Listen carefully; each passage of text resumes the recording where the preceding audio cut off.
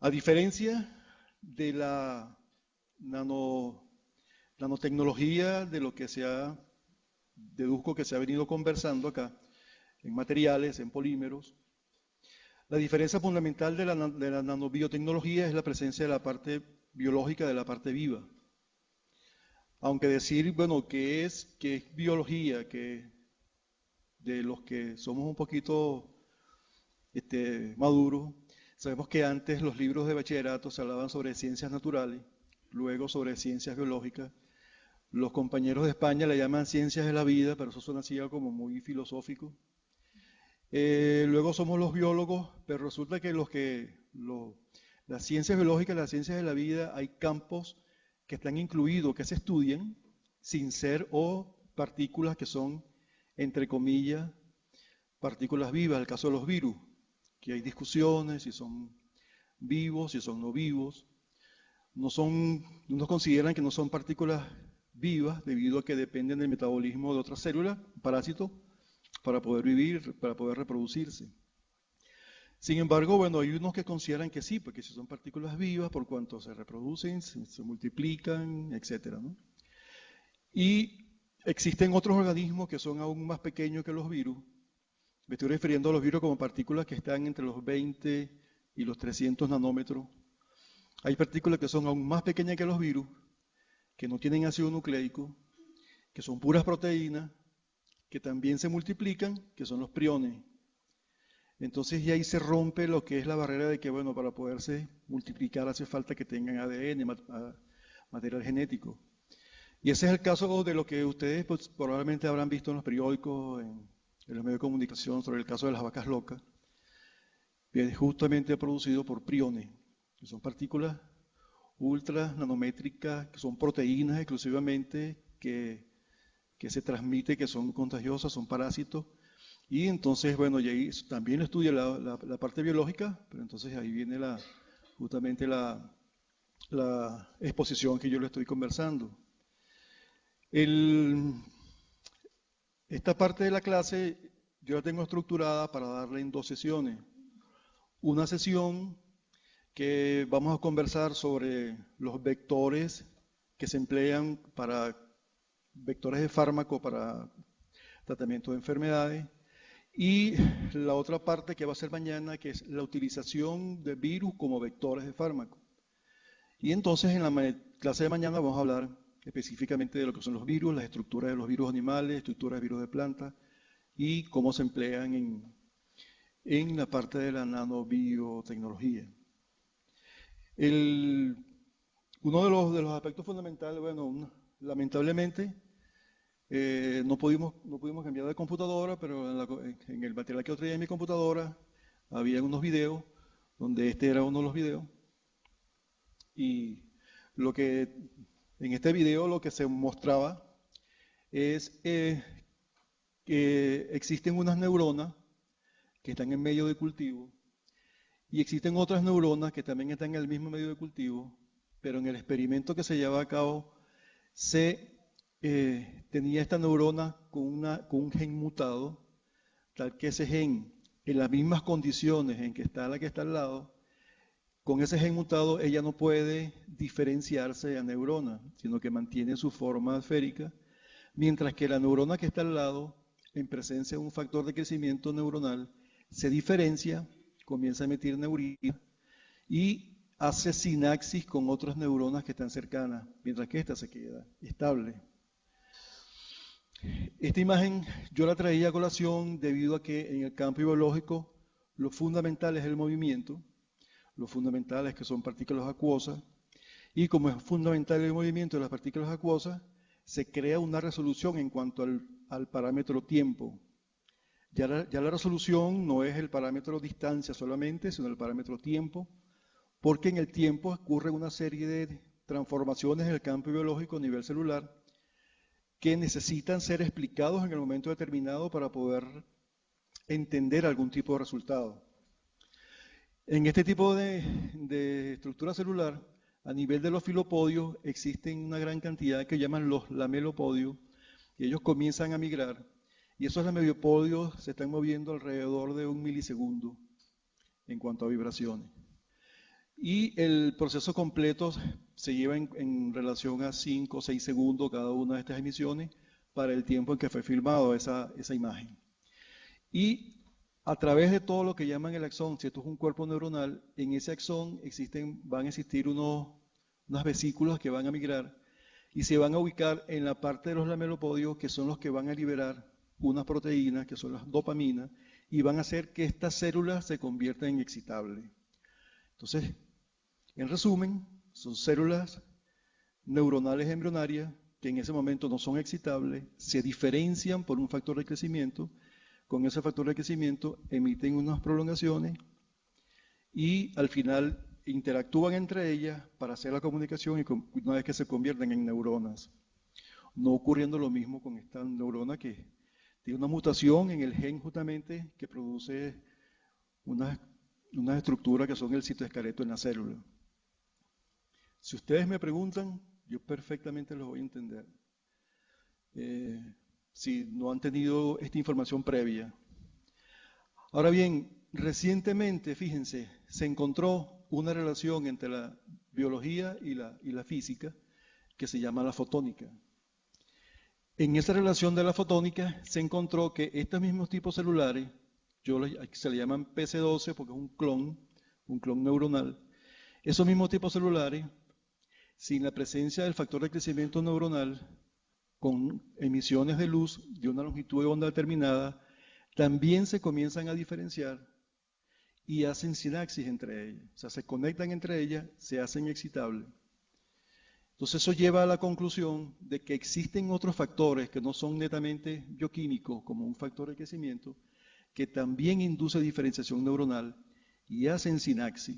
Sinapsis me refiero al contacto celular entre dos células que son excitables, que tienen unos canales que son los canales de sodio, y por variaciones de voltaje producen la excitación y el paso de información de una célula a otra.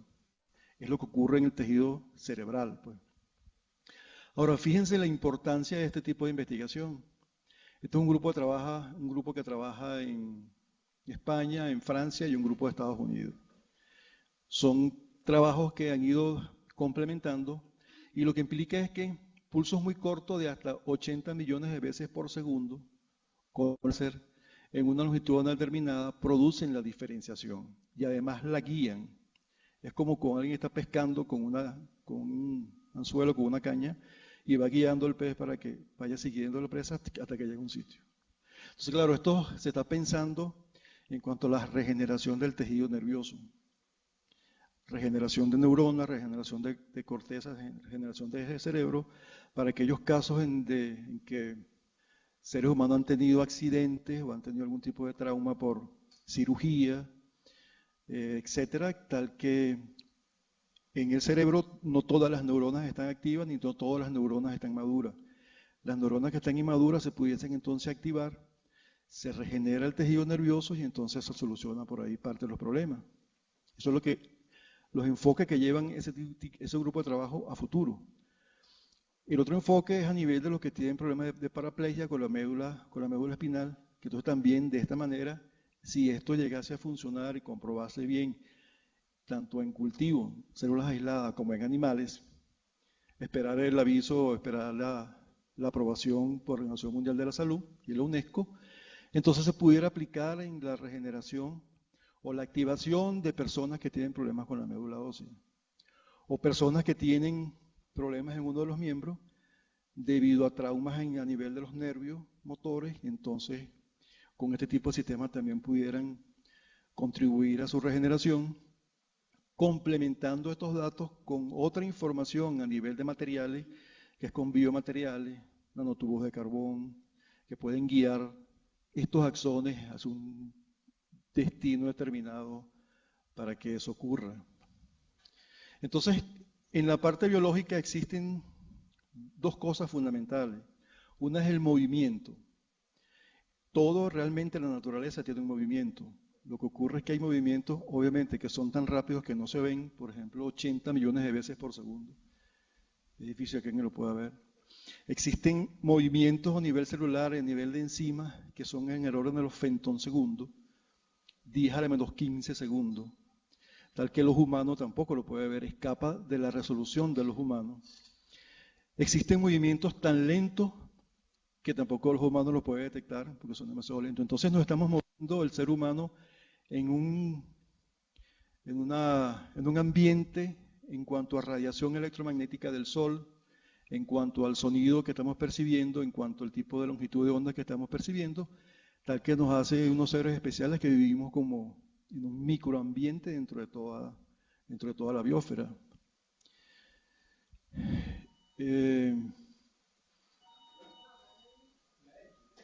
X.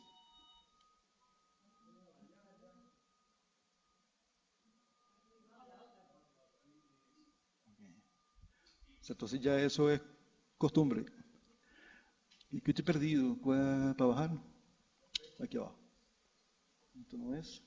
Esto no baja. ¿No? Enter, no. Aquí no es. Ah, aquí. Aquí subiendo, no. Para arriba.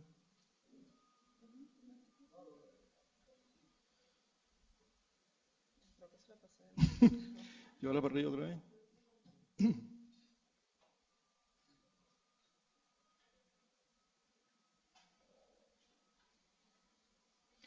Bueno, este es un poquito para abajo.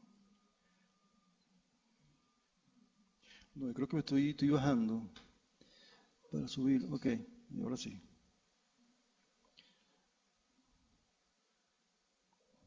Ok. Bien, entonces esas son las características que existen a nivel del tejido biológico. Y existe entonces una resolución espacial que también nos viene limitada por la capacidad de los humanos. El humano tiene una resolución aproximadamente de 0,2 milímetros. ¿Qué significa? Que todo lo que está por debajo de 0,2 milímetros, el humano no lo puede detectar. Y entonces hace uso de equipos ópticos en la construcción de los microscopios de luz. Los microscopios de luz utilizan luz visible, y al utilizar luz visible es un rango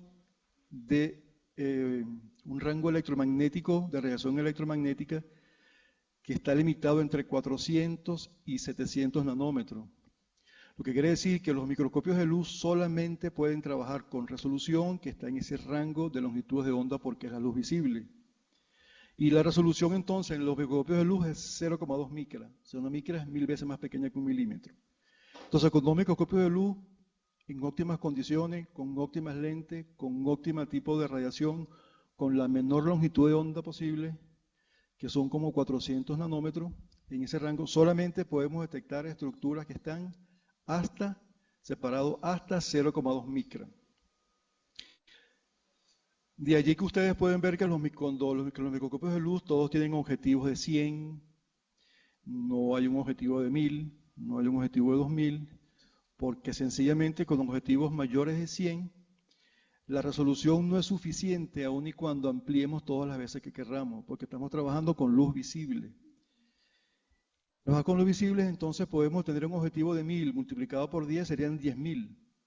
Sin embargo, no se ve nada, bueno, se ve, pero se ve fuera de foco, se ve sin resolución, porque estamos trabajando con un tipo de longitud de onda que es muy grande, que es la luz visible. De allí viene la alternativa entonces de trabajar con radiación de electrones, que son radiaciones de longitud de onda mucho más pequeña y por lo tanto se puede amplificar los objetos mucho más, aumentar la resolución mucho más. Pero lleva a la consecuencia de que el tejido biológico o físico o polimérico, lo que sea, es irradiado por altísima intensidad de haces de electrones. Y esa intensidad de electrones produce, además de una cantidad de señales que vamos a ver más adelante, produce calor. Y al producir calor daña los tejidos, fundamentalmente los tejidos biológicos que están constituidos por agua, proteína, lípidos, etc. Entonces se hace referencia a la utilización de radiaciones más cortas, que son las radiaciones electromagnéticas de los electrones, a alto voltaje, y eso lo vamos a ver un poquito más adelante.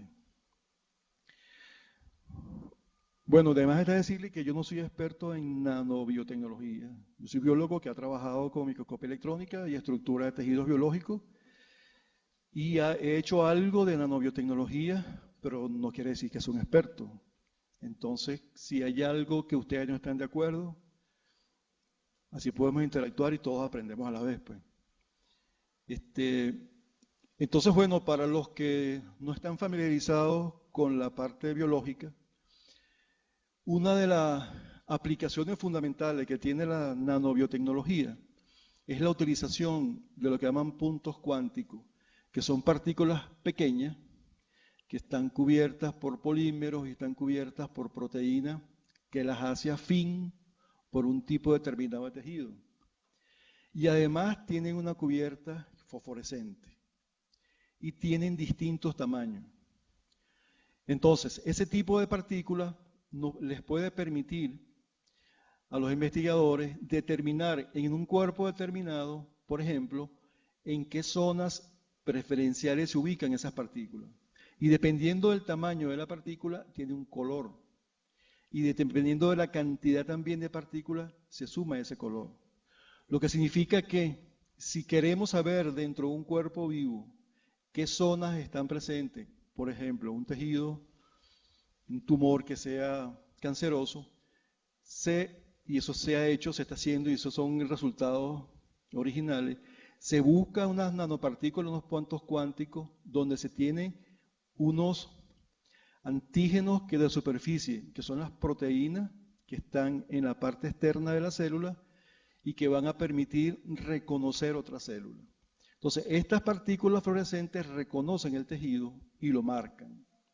Entonces, con luz fluorescente se ve en el organismo cuál es la zona en que está presente el tejido canceroso. Ahora viene la segunda pregunta, bueno, ¿y qué hago yo con saber en qué zona está el tejido canceroso, en qué zona está el tumor? Bueno, además para hacer la cirugía, pero este tipo de partículas, de nanopartículas, también permite que se pueda colocar esa proteína a algún tipo de partículas que sea, por ejemplo, magnética y que se pueda calentar por rayos infrarrojos. Entonces esas partículas van dirigidas al tejido, identifican el tejido y luego con radiación infrarroja son capaces de destruir el tejido o el tumor cancerígeno. Entonces esa es una gran ventaja que da, por ejemplo, en ese tipo de investigaciones. Averiguando un poco sobre este tipo de trabajo, que les repito, para mí es totalmente novedoso, yo no había visto trabajo previamente, buscando una información que no es muy científica que digamos, pero que sí es muy didáctica. Estuve viendo unos videos de YouTube donde hablaban justamente sobre el uso de los puntos cuánticos y fue una entrevista que le hicieron a un investigador que trabaja justamente con los puntos cuánticos. Y lo que le preguntaban era, bueno, ¿para qué sirve eso? Además de que sirva para detectar en los seres humanos los tumores cancerígenos. Decía que hay proyectos a nivel de los países en desarrollo con los viajes interplanetarios, donde uno de los principales problemas que tienen esos países con los astronautas es la presencia de alto tiempo en el espacio en una zona sin atmósfera, en presencia de los rayos solares que pueden producir cáncer, y que el viaje más corto o el planeta más corto es Marte, pero Marte está a 9 meses de distancia.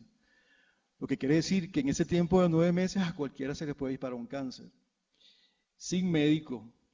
Y al llegar allá el tiempo, supongamos que sea así, esas visitas cortas, que pone tierra y se devuelve, es por lo menos un año entre ir y venir. Por lo que quiere decir que entonces esas personas que están expuestas a ese tipo de radiación fuera de la atmósfera y a ese vacío, ese tipo de tumores cancerosos se lo pudiese desarrollar y muchos hasta pueden fallecer en el camino, quedar allá viéndolo así realmente dramático, ¿no? ¿Qué es lo que se espera? Que con este tipo de investigación estos compañeros tengan la posibilidad de estar constantemente chequeándose en el cuerpo si tienen algún tipo de tumor nuevo, si es un tipo de tumor canceroso. Y si lo tienen, ellos mismos se pudiesen introducir a nivel de los vasos, de la jeringa, algún tipo de componente que además de identificarlo con calor, por ejemplo, los pudiesen destruir, pues. Y eso es entonces una de las aplicaciones a nivel de los países en desarrollo y el nivel de apoyo económico es bastante elevado. Pero fíjense, se están haciendo, los experimentos se comienzan a hacer a nivel primero en cápsulas de cultivo, como vimos en el experimento anterior con las neuronas, y luego en animales. Porque el caso de la biotecnología, el caso de la nanobiotecnología, son las leyes de la bioética. Entonces, hay que cumplir con una serie de normas, las leyes de la bioética, para poder experimentar con animales, para poder experimentar con seres vivos.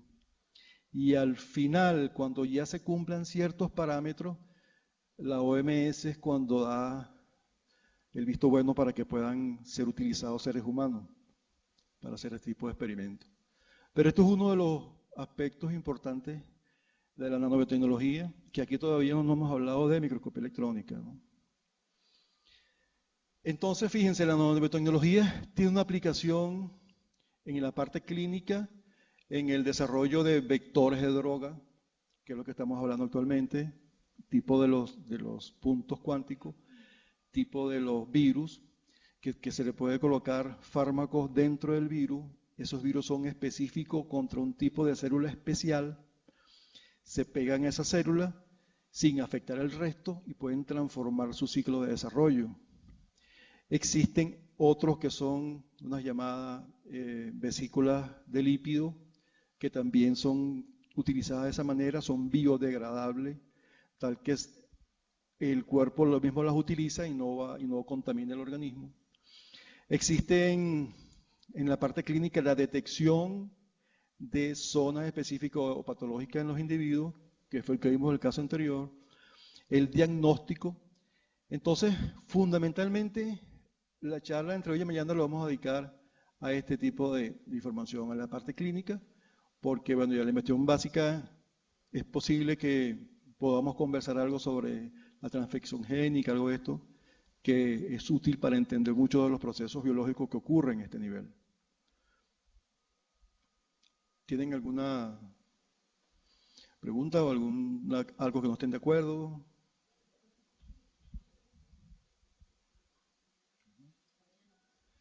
Bueno, yo pensé que ya a estas alturas íbamos a estar todos dormidos. Como que es más interesante darle clase a los no biólogos que a los biólogos. Están todos más pendientes que nadie. Entonces, bueno, este tipo de partículas en la biotecnología es bastante importante. Y existen entonces, fíjense que en este esquema, en esta escala de tamaño de una pelota de tenis, existen una cantidad de partículas y una cantidad de organismos que van en el rango de 10 a la menos 7 nanómetros hasta 10 a la 8, que es una partícula, que es una bola de tenis. Y además existen toda una cantidad de, digamos, partículas, vesículas, liposomas, dendrímeros, partículas de oro, partículas con cápsulas de oro, los puntos cuánticos y los fulenos, que son estructuras que se utilizan como vectores de fármacos, vectores de material genético, para controlar poblaciones celulares o mecanismos en poblaciones celulares o metabolismo en poblaciones celulares o procesos de reproducción en poblaciones celulares. En el caso de la nanobiotecnología, en el aspecto clínico. Entonces, si vemos acá, volvemos al caso de la escala, nuestro sistema de ubicación visual debe estar en este rango, ¿no? Ya acá entonces comienza el rango de la microscopía de luz, y luego ya a nivel de los virus, los anticuerpos y macromoléculas, ya son entonces equipos que permiten ampliar la visión de los humanos, entonces a alta resolución que llaman, que son los microscopios electrónicos, donde se tienen resoluciones hasta el orden atómico, pero digamos que están en el orden de los 1 nanómetro, 2 nanómetros de rango de resolución, lo que entonces permitiría observar cada uno de los detalles y en las partículas virales observar cada una de las proteínas que componen la envoltura de cada virus, y observando esas proteínas entonces podemos explicar el comportamiento biológico de los virus, porque actúan de una manera, porque son selectivos, porque se multiplican, porque mutan, etcétera, etcétera. Entonces, la idea de la charla es el papel de la microscopía electrónica en el estudio de vectores de fármacos, de ingeniería de tejido, en el campo de la nanobiotecnología.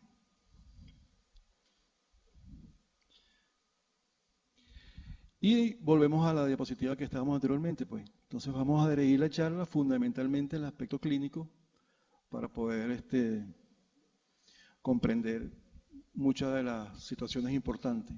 Entonces, ¿cuáles son las ventajas de la nanotecnología? Entonces, el empleo de vectores farmacológicos que son altamente selectivos. Un vector farmacológico es como una flecha que es selectivo solo por un tipo de célula. O sea, si tenemos dos tipos de tejidos unidos, tejido muscular, por ejemplo, y tejido nervioso, en el caso de las placas motoras, podemos tener un vector farmacológico, nanobiotecnológico, que solamente ataque las células de la placa motora, estando al lado el tejido nervioso en rangos de separación que también es el orden de los nanómetros. Podemos tener el caso de los virus que solamente atacan un solo tipo de epitelio, por ejemplo, los virus neurotrópicos, atacan solamente el tipo de neuronas que se encuentran en ciertas zonas del cerebro. Entonces son realmente muy selectivos. Y entonces eso implicaría que hay una ruptura con la medicina clásica. Tal que la medicina clásica lo que conlleva es la utilización de fármacos químicos, que claro, mejora un síntoma, sin embargo entonces produce otros, intoxicación en tejidos, etc. Pero la industria farmacéutica es muy poderosa. E incluso el caso de la cirugía. Entonces ya llegará el momento, viéndolo como ciencia ficción, pero una vez que estuve leyendo todo este material, lo que yo pensaba que era ciencia ficción parece que no es tanto ciencia ficción, pero se pudiera entonces tratar de reducir un tumor o eliminar un tumor solamente empleando radiaciones sin necesidad del trauma de la cirugía. El caso de las radiaciones es sumamente importante y el caso de las radiaciones en la parte de cirugía. Existen equipos, por ejemplo, que trabajan con rayos gamma y se ha encontrado que paraliza el desarrollo de tumores. Los paraliza hasta que llega el momento en que las células van muriendo y se van reabsorbiendo en el mismo tejido sin necesidad de la operación. Eso se está empleando en cirugía de cerebro. Y lo que se hace es que se enfoca directamente en el tumor cerebral la dosis de rayos gamma sin ningún tipo de otro aspecto físico en el paciente, como que se le caiga el cabello, que se ponga de tal color, que lo que sea. Nada, no ocurre totalmente, absolutamente nada. Se paraliza el tumor y luego comienza a reabsorberse sin necesidad de la cirugía. Entonces son tecnologías que se están empleando y lo que significa que realmente no estamos tan alejados de lo que es la ciencia ficción, pues. Además, entonces, otra de las ventajas es que la reducción de las dosis. Se sabría perfectamente qué cantidad de proteína o qué cantidad de vectores hay que colocarle a una persona vía venosa para que pueda tener su efecto sin afectar el resto. Una alta eficiencia debido a que penetraría por los capilares. Entonces, al penetrar por los capilares, se dirige por todo el cuerpo y solamente en aquellas células que tengan la característica seleccionada es donde entonces van a tener efecto. Se puede desarrollar con la nanotecnología sistemas de liberación farmacológica controlada. O sea, que se puede colocar como una cápsula en un sitio determinado del cuerpo, tal que día a día se vaya liberando 1 nanogramo, 2 nanogramos. Y entonces, en vez de tomar cientos de medicinas tradicionales, con este tipo de medicinas que son de liberación controlada, se extendería los plazos en el consumo de fármacos y eso contribuye a lo de la reducción de las dosis a 1 mes, 2 meses, 3 meses o 1 año, porque hay una liberación controlada de los fármacos que se van a emplear. Por ejemplo, ese tipo de sistemas son nanocápsulas que son construidas de sílice, miden 10 nanómetros, y son liberados en 1 hora y media, empleados para tratamiento de cáncer en modelos animales. Todos en modelos animales. Entonces, bueno, esos son uno de los ejemplos para la importancia de lo que es el trabajo de la nanobiotecnología. Dice que 1,5 dura la liberación total, de la liberación total del fármaco al organismo. Ya después de ese tiempo queda vacío la cápsula de sílice en este caso. Absorbida por el organismo o liberada. Sí, o liberada. Ujú. Hay fármacos que no son de sílice, sino que son de polipropileno. Hay otros que son de lípidos, que son los liposomas, que los vamos a hablar con detalle en el curso. Entonces, pues, comparando de nuevo todas las condiciones, encontramos que los nanocristales están en un rango de resolución muy bajo, tal que se pueden diferenciar unos de otros, si están mezclados, y por distintos tamaños se pueden tener distinta información, distintos colores, distintos efectos, y son los que se emplean en la biotecnología. Este es uno de los casos, pues, esto con partículas de oro, donde se le adiciona una copia de un ADN, y esa partícula de oro, entonces, con la copia del ADN, se coloca en una célula que se necesita o se desea transformar, bien sea su comportamiento de reproducción, quién sabe qué otro tipo de actividad que tenga que ver con el material genético. Y luego se puede determinar dentro de la célula, se puede determinar el sitio preciso en que está ubicada y las células en que está ubicada. Pues entonces las hace altamente selectivas. Como es el caso de nuevo acá con este tipo de tejido. Entonces se colocó, llegó al tejido y produjo su efecto, entonces se ve la presencia de ese tipo de marcaje. Y se puede seguir incluso a nivel de los vasos sanguíneos. Entonces, esta es una de las fotografías de ese mismo experimento donde se observa que a nivel de los vasos sanguíneos del organismo recorre cada uno de los vasos y se puede estudiar probablemente dentro de un tumor que son bastante irrigados, dónde van los vasos, cuál es el esquema o la topografía de los vasos, etc. Y se puede entonces incluso identificar el tumor porque tiene un color distinto al ser irradiado por luz ultravioleta y se extirpa el tumor en el caso de que sea esa la posibilidad. Pues.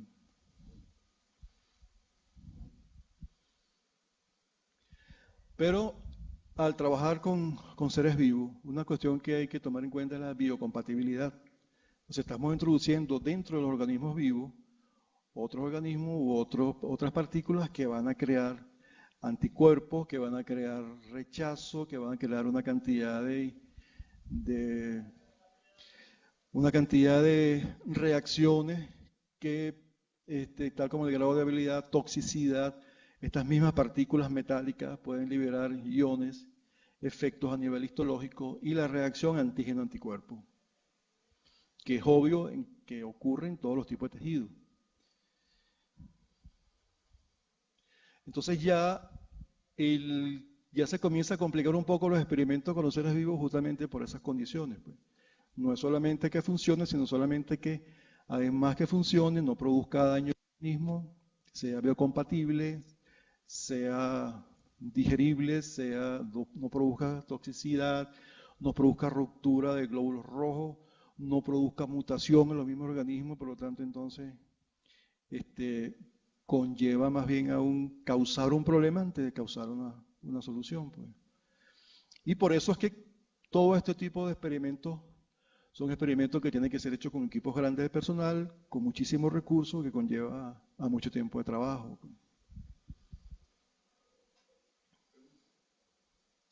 Dime. Bueno, usted dice, no sé, corríjame, que hasta el momento no se ha hecho experimento con seres humanos por la parte de la bioética, ¿no? Pero sin embargo, en animales sí se ha hecho, ¿no? Sí. ¿Por qué siempre se piensa, o según lo que usted muestra ahí, más que todo se piensa en partículas de oro? ¿A qué se debe? Por un lado porque el proceso de oxidación es mucho más lento, es casi incalificable, incuantificable la oxidación de las partículas de oro. De hecho, en microscopía electrónica existen unas estructuras que son como los portamuestras de los microscopios, pero es para microscopía electrónica. Y debido a que esos portamuestras se colocan por muchísimo tiempo en presencia de anticuerpos, 48 horas, etc., se utilizan justamente láminas de oro porque no se oxidan. Entonces no desprenden partículas de oro muy fácilmente como si fuese de cobre, por ejemplo. Entonces, quizás, y además tiene la ventaja de que son densas a las de electrones. Entonces pueden ver por el haz de electrones. Yo tuve la oportunidad hace un tiempo atrás de estar en el libre haciendo unos trabajos de óptica y escuché de un tratamiento para el cáncer de piel en el que están utilizando una sustancia que están trayendo, creo que es de Rusia, derivado creo que de la clorofila. O sea, no sé si tiene conocimiento y si no tiene, quisiera saber si esto tiene algún tipo de estudio de la parte del manoscopio. No, no, No tiene conocimiento. no sé Aquí quién hay un está investigador, haciendo. exacto, el profesor Humberto Cabrera. No, no, Sí, no. él tiene la actividad de localizar esa sustancia, se inyecta y Sí. ya se concentra en las partes donde está el tumor y después se irradia con un láser de cierta longitud. Con seres humanos. Sí, lo están haciendo en el hospital Machado, Padre Machado. un oncólogo de allá. Bueno, son cosas delicadas. Son cosas delicadas. Hay personas que, claro, probablemente eso funcione y probablemente sea una buena alternativa. Pero los pasos que lleva a la experimentación en el campo científico y biomédico es esa secuencia. O sea, primero con células en cultivo, que no expones a un animal directamente. Luego incluso las biotécnicas bioéticas dicen que el paso siguiente del cultivo es con los animales, en el caso del hombre mamífero, teóricamente menos evolucionado, el caso del ratón, la rata. Y luego que ahí no ocurra nada, pasar a otros de mayor escala evolutiva, como el conejo, y después pueden pasar a otros animales. Y así sucesivamente hasta que la Comisión de la Organización Mundial de la Salud te da el permiso para poder probar en seres humanos. Y cuando se prueba en seres humanos es porque el sujeto con el cual se va a experimentar ha firmado un documento donde libera al médico de cualquier cosa que le pase. Es ok, yo te voy a dar mi tejido, yo me pongo a prueba, pero si te muere, ese es problema tuyo, si es que se muere, ¿no? Entonces hay casos que ocurren en Venezuela, no sé si ustedes se acuerdan, pero en los momentos en que se comenzó a producir la vacuna contra el sarampión, los grupos de investigación probaron la vacuna contra el sarampión con los niños indígenas del delta de Venezuela. Entonces así probaron la dosis de la vacuna. Ah, no, le pusiste muchas dosis y murió. Entonces, claro, la dosis de la vacuna, cuántas son las cantidades, hasta que lograron tener, y por eso es que se crean las comisiones de bioética.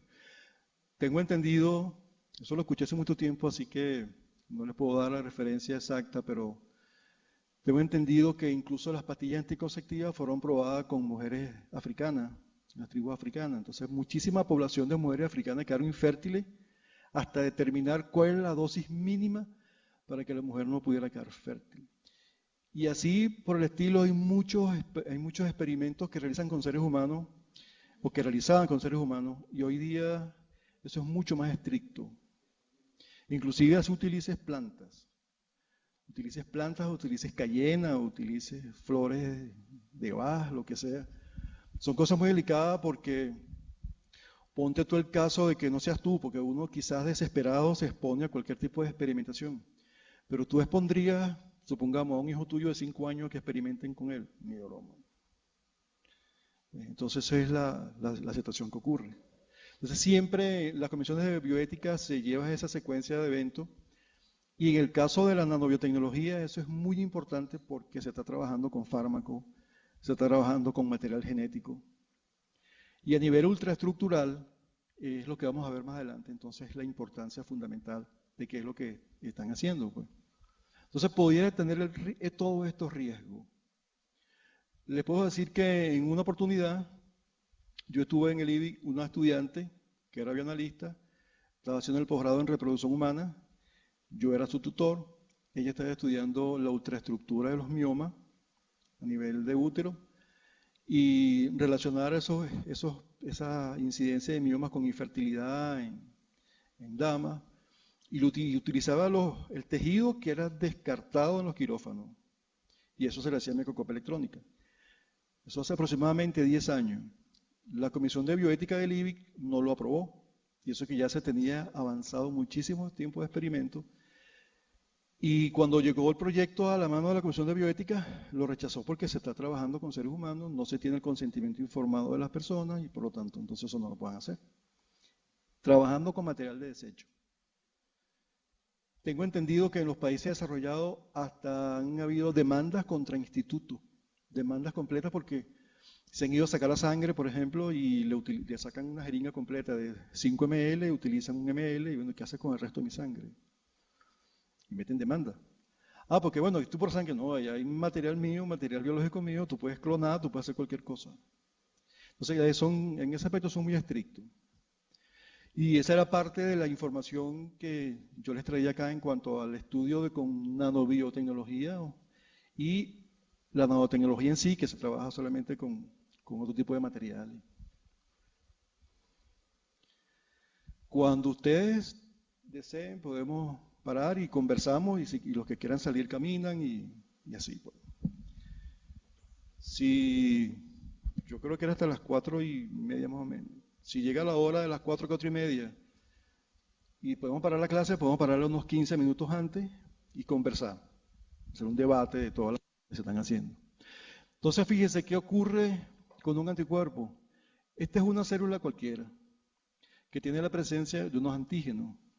Entonces, cuando esta célula entra a un organismo para el cual el organismo ya ha desarrollado inmunidad, el organismo libera los anticuerpos, llega a la célula invasora y la inutiliza, pues, la paraliza. Entonces, los anticuerpos son excesivamente selectivos por un tipo específico de proteína. Entonces, ¿cuál es la idea que se les ocurre?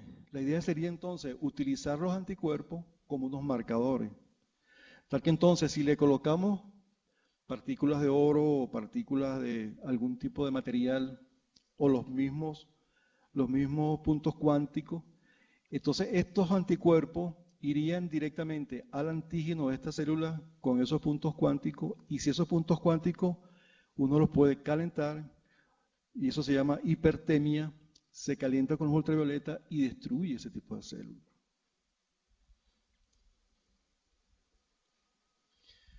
Este es otro ejemplo de la misma reacción. Entonces este es un esquema, un dibujo de una célula con los antígenos presentes y los anticuerpos que están llegando. Y esta es una célula neoplásica. Entonces llega el anticuerpo y entonces la idea que tiene este ejemplo, este dibujo, es llevar la información de que se pudiese manipular a este tipo de células de tal manera que se pudiese controlar pues, su reproducción. El asunto es que entonces, esta es una célula, una pared citoplasmática de una célula, la membrana, aquí arriba están un tipo de flechas que así se representan los antígenos. Entonces, cuando llega un organismo que se pega a una membrana citoplasmática, específicamente un tejido seleccionado por esa célula, no es a cualquiera, porque hay receptores en la membrana que reconocen solamente las proteínas de ese organismo. Entonces, por un proceso que llaman endocitosis, la membrana se abre y comienza a englobar esta estructura y tiene la posibilidad de que la digiere y libera los anticuerpos que van a proteger a la célula o las pasa a nivel celular donde las van englobando, las van digiriendo, pasa a una zona que llaman el complejo Golgi y produce otro tipo de vesículas que luego las libera como material tóxico, etcétera, etcétera. Pero este proceso es fundamental porque las partículas que vimos marcadas en el tejido del ratón o de la rata tienen que a nivel celular ocurrir de esta manera. Tienen que atravesar la membrana citoplasmática. Entonces, por eso es que muchas veces produce reacciones antígeno-anticuerpo. Entonces, existen técnicas donde se pueden marcar los anticuerpos. Los anticuerpos se pueden colocar puros en la célula o solamente fracciones de ellos y se pueden probar en distintos tipos de tejidos para ver la reacción y el marcaje celular. Estos son marcajes en células malignas, ¿no? llamándolas malignas. Esta también, entonces están marcados lo que llaman el citoesqueleto, que son las estructuras como los andamios internos de la célula, por donde, como las autopistas, donde viajan las vesículas con las proteínas, y se marcan de esa manera por técnicas que llaman en multifotón. Multifotón es un microscopio de luz, de fotones, que entonces produce doble cantidad de fotones. Por ejemplo, entonces aumenta la sensibilidad o aumenta la información en ese tipo de equipo. Y al final, de nuevo, vemos la experimentación con este tipo de animal y las zonas donde se ubican estos organismos. Y al igual entonces, se puede estudiar la vascularización de cada una de esas estructuras que están produciendo el problema patológico en los individuos gracias a ese tipo de tecnología, nanotecnología. Y con microscopía electrónica se puede estudiar con mayor resolución a nivel celular dónde se ubican cada uno de esos puntos de esa proteína para saber a nivel celular de qué manera el metabolismo celular está participando en esa patología. Estos que están acá, ustedes ven oscuro, es un glóbulo rojo, dos glóbulos rojos, y estos son paredes de las arterias de ese animal de experimentación. Más adelante vamos a saber cómo se obtienen este tipo de imágenes de microscopía electrónica. Pero es este tipo de información que se lleva y cómo las imágenes contribuyen al desarrollo de la nanobiotecnología. Así pues, entonces tenemos los transportadores que pueden ser proteínas con fármacos conjugados, pueden ser vesículas citoplasmáticas tipo liposoma, nanopartículas, tal que entonces a estas vesículas citoplasmáticas, que también son nanométricas, pueden medir 20, 30, 40 nanómetros, 100 nanómetros, se le puede colocar en el exterior, en la membrana, proteínas que reconozcan una célula en específico y dentro de ellos colocar fármacos. Fármacos del tipo de liberación lenta. Entonces llega el fármaco, el liposoma, se pega al tejido, porque tiene estas proteínas que lo reconocen, y va liberando lentamente el fármaco con el que está funcionando, pues, alrededor de estas vesículas. Estas también son imágenes de microscopía electrónica. Y aquí también se ven imágenes de microscopía electrónica donde se ve la bicapa lipídica de la célula, que es justamente la barrera que separa la célula o la comunica con otra, y esa comunicación es totalmente bidireccional. Por lo tanto, los organismos de la célula son organismos, desde ese punto de vista, digamos, en un máximo de equilibrio en cuanto a presencia de iones, proteínas, flujo de iones y de proteínas, y cuando ocurre un proceso patológico, hay un desbalance en esos niveles. Así entonces tenemos en el rango de la escala entre 1 nanómetro y 1000 nanómetros, que es una micra, toda una gran cantidad de organelos citoplasmáticos, proteínas estructuradas exactamente, que son lo que conforman a nivel morfológico las estructuras nanoestructurales en el sistema biológico. Pero fíjense, si yo soy un bioquímico, yo trabajo con proteínas. ¿Qué tiene que ver la proteína con un biólogo? Pues, obviamente la proteína es un material, es un biomaterial que forma parte de un tejido vivo, por lo tanto el tejido vivo lo representa, y etcétera, etcétera.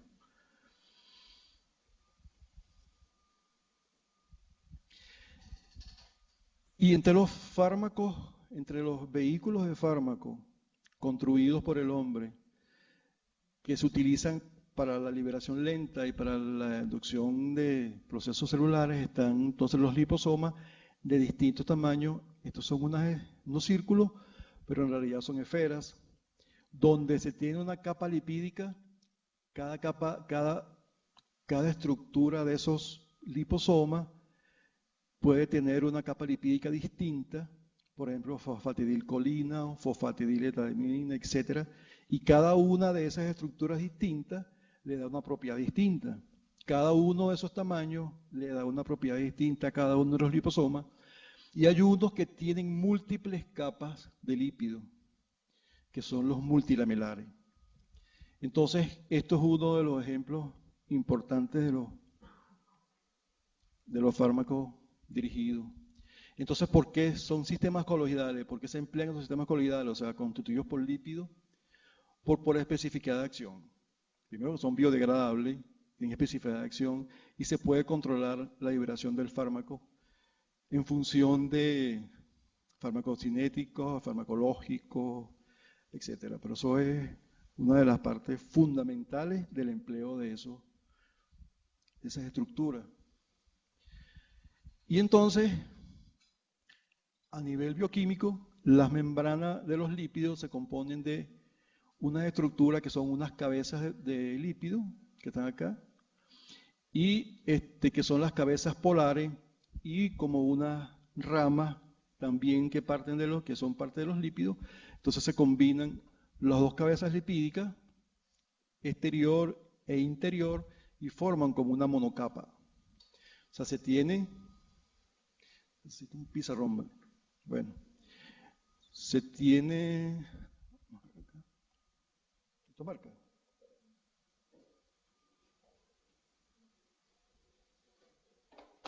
¿Para qué es esto? Bueno, no lo sé. ¿Eh? Bueno, vamos a ver si en el... Dímelo.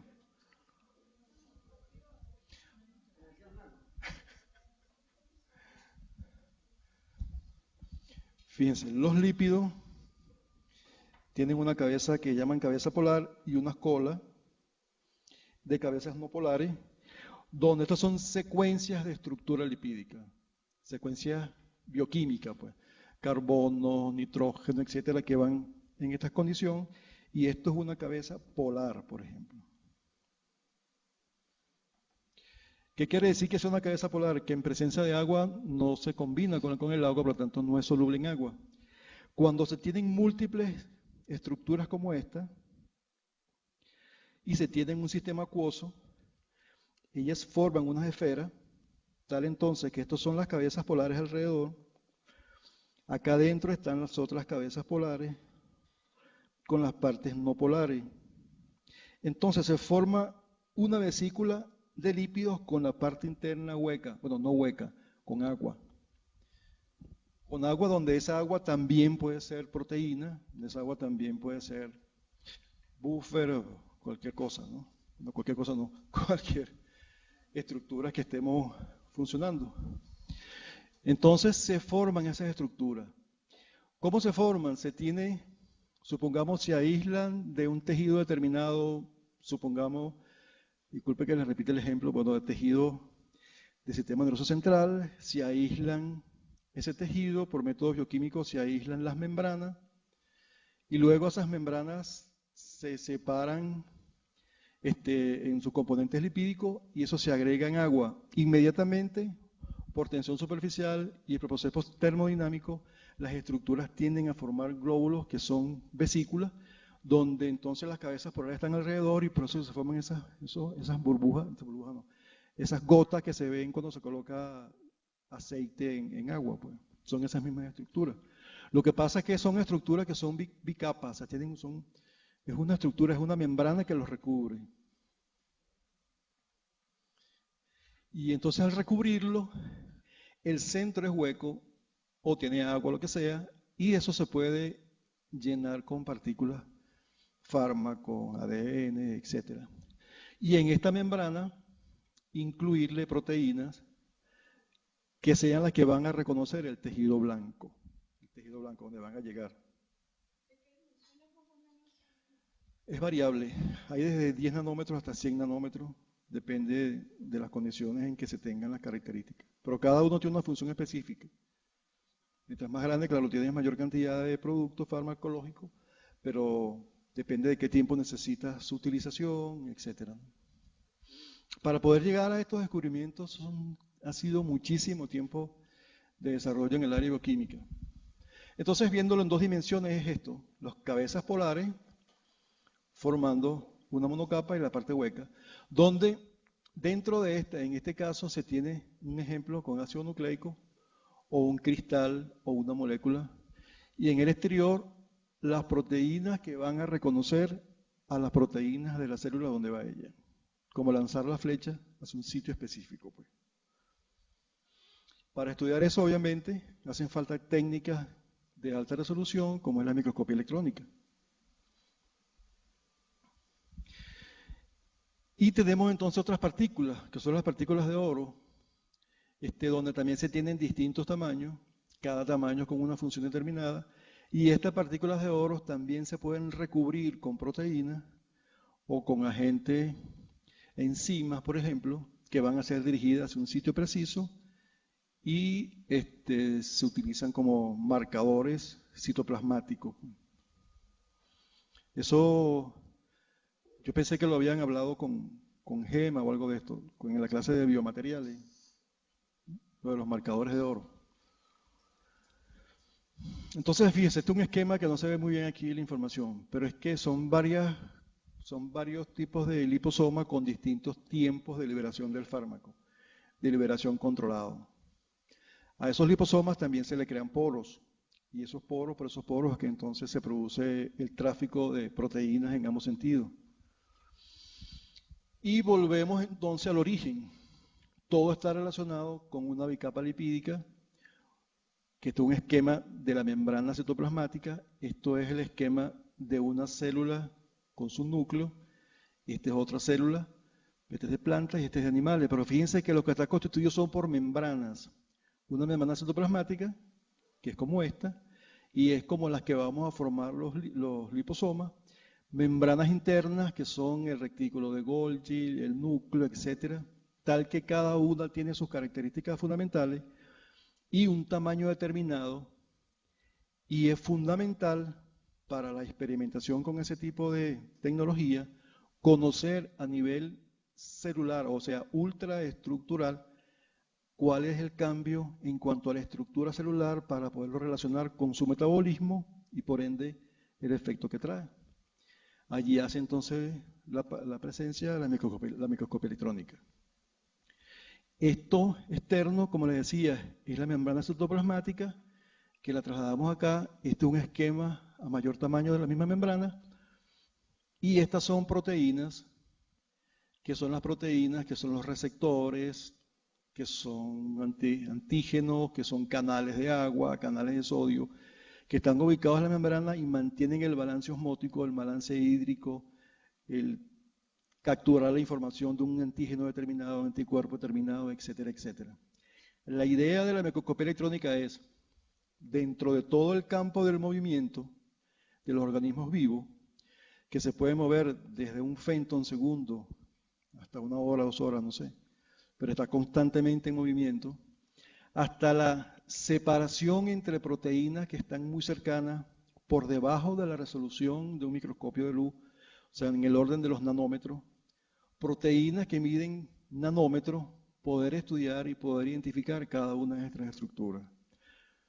Gracias a la microscopía electrónica se conocen las estructuras de las células en general. Y a nivel de la microscopía electrónica, entonces, cuando se crea la biología celular, la biología ultraestructural, etcétera, y de ahí entonces cuando se comienza a entender los procesos patológicos. Antes, cuando un niño estaba infestado con rotavirus, le decía que tenía mal de ojo, resulta que era un rotavirus. Se descubre que son rotavirus, entonces al descubrir que son rotavirus ya se descubre la vacuna. Ya hay vacunas contra rotavirus, entonces ya se puede controlar.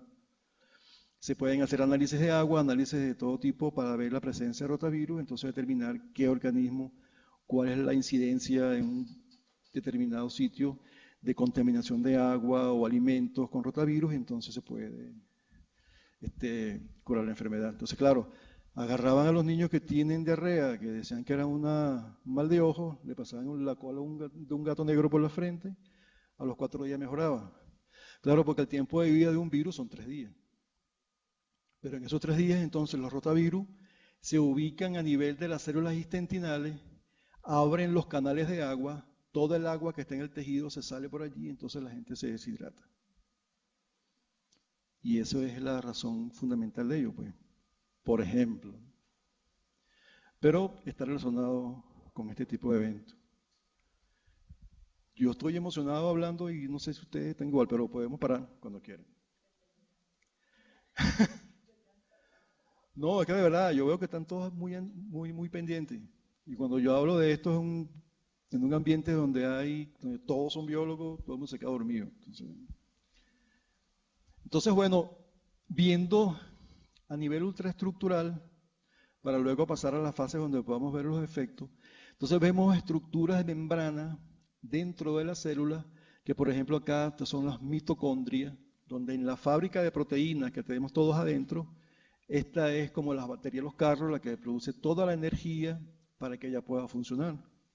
Y dentro de ella hay otro cantidad de membranas, donde son como los paneles solares, que tienen unas partículas intermembranosas, y en esas partículas que están colocadas acá dentro en estas membranas, se llevan a cabo procesos de producción de calor y de ATP, que es la que produce la energía, que son las partículas donde se ocurre la fosforilación oxidativa. La primera persona en el mundo que descubrió las partículas intramembranosas donde ocurre la fosforilación oxidativa fue Fernández Morán. Entonces por eso se ganó premios y tiene portadas de revistas. Además uno de los investigadores más importantes de Venezuela, pues. Pero así es como se ve una estructura celular cortada. O sea, son cortes muy pequeños de un organismo muy grande. Bueno, se me voy a decirle, estos son cortes, entonces se ubican en un microscopio que llaman de transmisión. De transmisión porque el haz de electrones atraviesa el corte. Al atravesarlo hay zonas que son densas a los electrones, que son las zonas oscuras, y zonas que son claras, que son transparentes a los electrones, que se llama electrón transparente. Este tejido está procesado, alterado, etcétera, etcétera. Pero así es como se ven las imágenes en ese tipo en la parte biológica, ¿no? Y volvemos a nuestra principal protagonista. Entonces, la bicapa lipídica, que se utiliza también para los liposomas, es una bicapa lipídica parecida a la citoplasmática, donde están las proteínas, están los receptores de membrana y los canales de iones, sodio, potasio, agua, etcétera, que son estos y que están en constante movimiento. Es como, yo siempre repito lo que una vez escuché de un profesor, que es como hacer una sopa y poner las papas a hervir allí y están las sopas todo el tiempo moviéndose. Y hay técnicas de microscopía de luz donde se puede ver los organelos grandes en la célula y se observa cómo los organelos en la célula se están desplazando constantemente por toda la célula. Y eso entonces reafirma lo que les decía al principio, que nos estamos moviendo en un universo de dimensiones temporales, espaciales, acústicas, etcétera, y de radiaciones electromagnéticas de la luz, electrones, etcétera. Bueno, este espesor es alrededor de 2,5 nanómetros. Para poderlo ver, entonces necesitamos equipos especiales y técnicas especiales.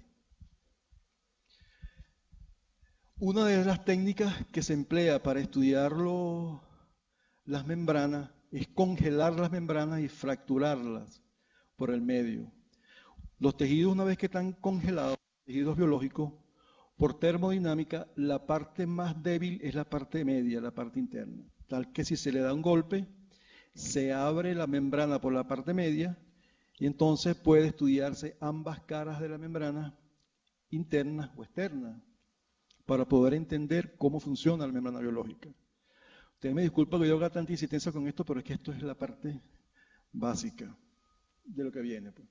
Entonces, una vez que está fracturada la célula, se le agrega un metal denso a los electrones que es platino.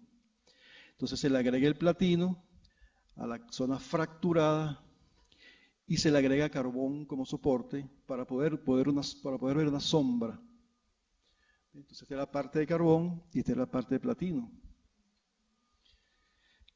Ese tejido, eso se hace en un equipo de criofractura y se ve en un microscopio electrónico de transmisión.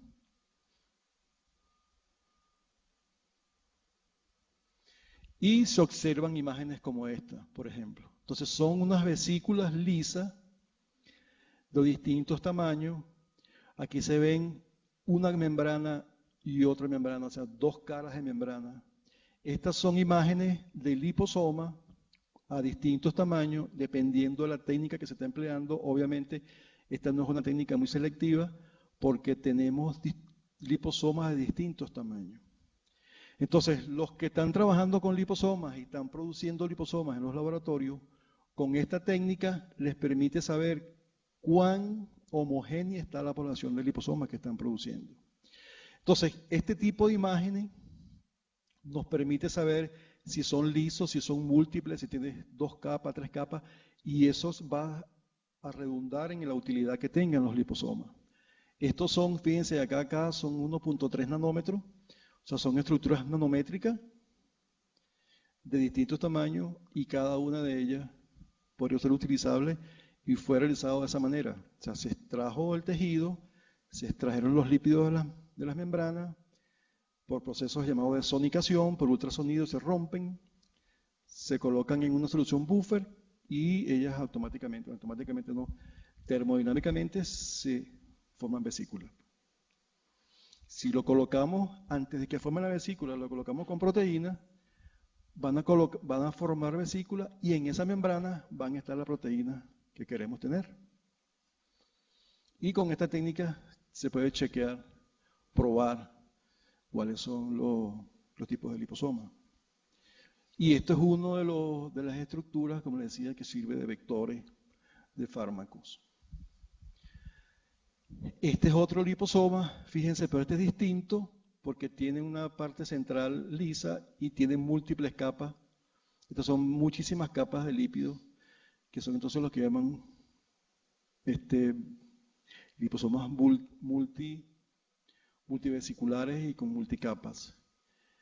Estos son imágenes tomadas con microscopía electrónica de transmisión también. Y esto es un corte fino de una célula donde se ven unas estructuras esféricas, si ustedes la ven acá, que son densas los electrones, y este tipo de estructuras también son vectores, pero son vectores de proteínas que van a afectar células vecinas y pueden producir cambios de estructuras de membrana, aperturas de canales iónicos, y son las vesículas de dopamina, epinefrina, exacto, que existen en la célula. Partiendo entonces de una célula y de la capa lipídica, pueden construir cada una de estas estructuras del liposoma, que lo van a ver así en la bibliografía cuando lo revisen. No sé si tienen una pregunta o si quieren que paremos aquí y discutamos o conversemos. Sí. Dentro de las capas lipídicas, en el liposoma básicamente, ustedes solamente han trabajado con lípidos. No, bueno, realmente yo no. O sea, la parte que yo he hecho de estructura, la parte que yo he hecho con los liposomas, dentro del equipo de trabajo con el que yo he estado, yo he hecho la parte morfológica. O sea, este tipo de imágenes, por ejemplo. O sea, he analizado las imágenes. Pero sí. ¿Se ha trabajado con gas? No. Que yo sepa, no. Que yo sepa, no. Pero no. Es interesante que sería bueno como inyectar oxígeno dentro de, por ejemplo, ¿qué te digo? En el área de nosotros, una estructura colapsada, personas internas, o un evento sísmico, pues se alarga el tiempo de vida con una inyección de nanosondas que lleven oxígeno y le puedan dar la capacidad a la célula de autorregeneración con oxígeno. Sí, es posible.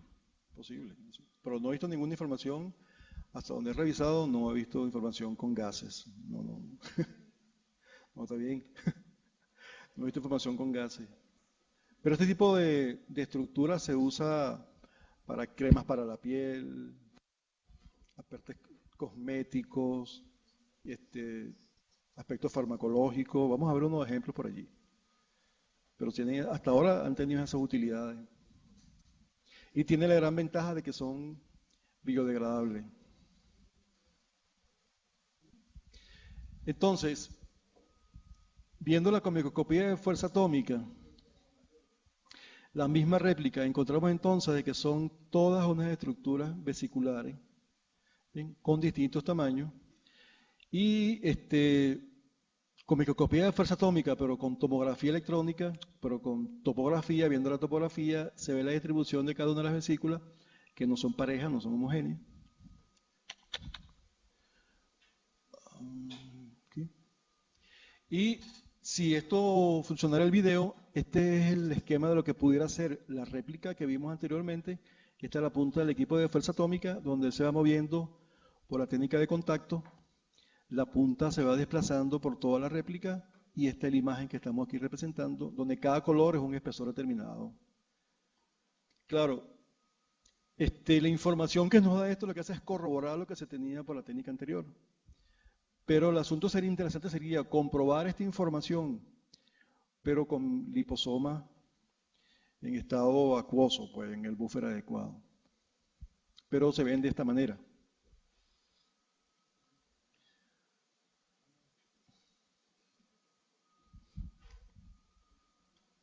Se quedó pegado.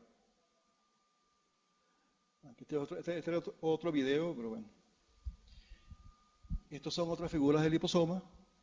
Fíjense, son distintas formas y tienen una zona central, donde pueden ser también liposomas dentro del liposoma. Esto es con una parte de congelamiento que es criomicroscopía electrónica. Y tiene polietilenglicol, CDS. ¿Cómo? Con esto mismo. Eso es lo que estaba buscando. ¿Ve esta?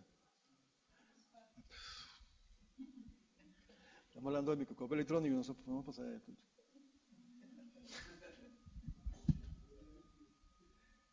Bueno, ustedes dicen si quieren que tengamos una discusión acá, una conversación en cuanto a lo que hemos conversado, en cuanto a lo que hemos visto.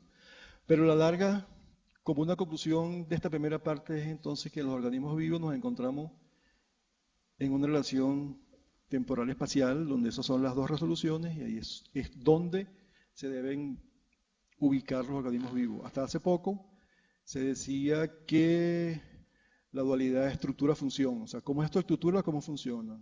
Entonces yo la estructura, función y dinámica. ¿Cómo es tu estructura, cuál es tu dinámica y cómo funciona? Entonces así constantemente se está enriqueciendo todo ese tipo de información. Nos movemos en un rango auditivo entre los 20 Hz a los 200 Hz, 30 grados centígrados dependiendo. Y el rango de resolución espacial, que es lo que se ha estudiado con microscopia electrónica. Entonces,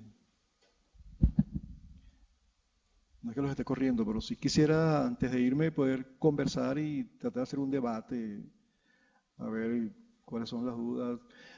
No quiere decir que yo tenga la respuesta la la tienen ustedes mismos. Pero sí es interesante por las dudas que puedan tener, pues, o que pudiéramos tener. Dentro de las clases que dieron previas a esta, ¿cómo se relaciona esta información con la que se han dado?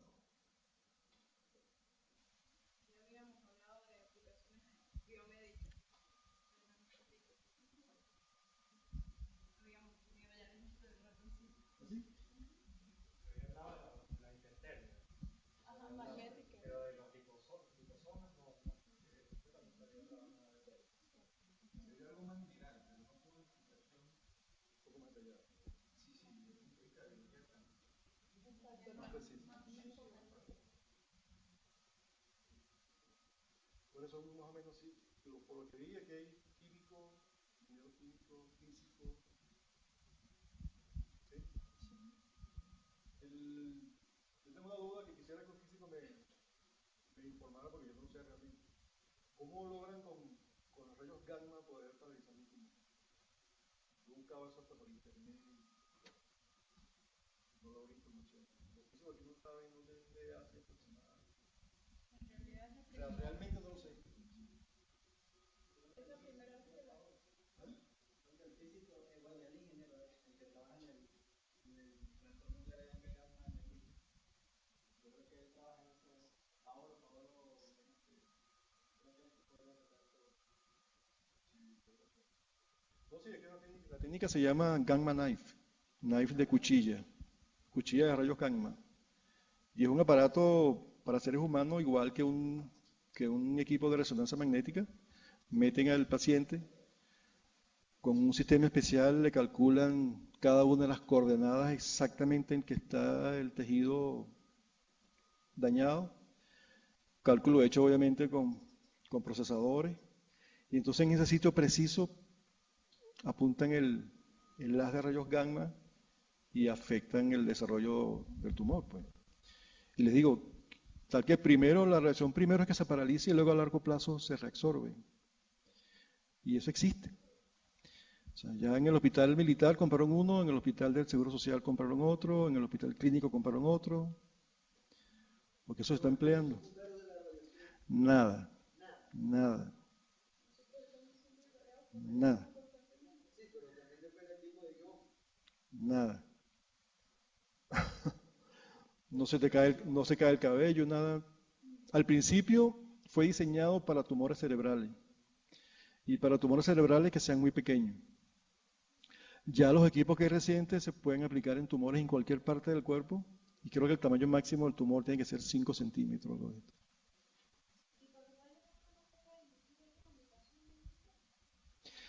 No lo sé, probablemente, pero se han dirigido específicamente al tejido tumoral, específicamente. De alguna manera lo paraliza el crecimiento. Y al paralizar el crecimiento, luego ya por apoptosis, muerte celular, se van reabsorbiendo. Pero realmente yo no he encontrado información de eso. O sea, y la información médica es eso, para esto sirve, pero no cómo. Pero es interesante. Exacto. Exacto. Exacto. Sí, sí. De hecho, bueno, hay radiaciones, la luz solar produce cáncer de piel, pues. El tipo de radiación solar. Sí, la lámpara, radiaciones, todo, claro, claro. Podemos ver, podemos ver porque tenemos los receptores de luz en los ojos, pero no todos vemos el mismo color, ni todos vemos igual. Y tenemos que hacer materia para poder reflejar la luz, para que la puedan ver. De que en un cuarto oscuro no vemos nada porque no hay luz. Entonces esa teoría de que ven fantasmas no es como raro, porque ¿cómo va un fantasma si no es materia, es espíritus? Para poderlos ver tienen que ser material, tienen que reflejar luz. Tiene todas esas discusiones.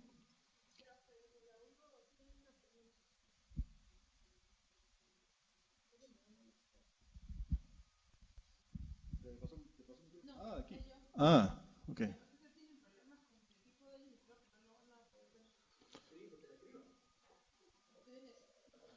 Un correo, un número celular, ponen el correo electrónico.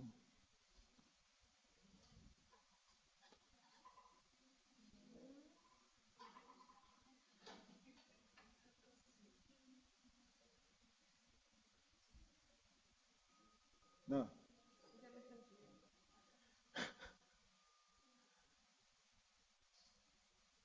San Cristóbal. Bueno, ¿estás escuchando desde la UDO? Aquí escuchamos. Buenas tardes.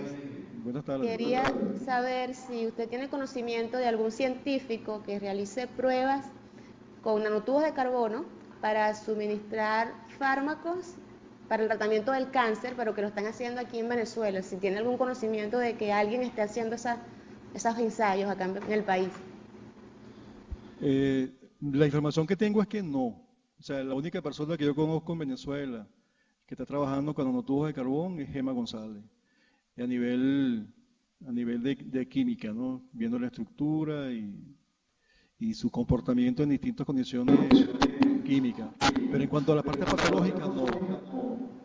No la tengo. Ahora, sí hay mucha información por internet en cuanto a su aplicación en la parte patológica. Sí hay bastante. Ok. No, pero quería saber por qué. Tenía esa curiosidad porque le consultaba a oncólogos y parece que como no tienen mucho conocimiento al respecto aquí en Venezuela.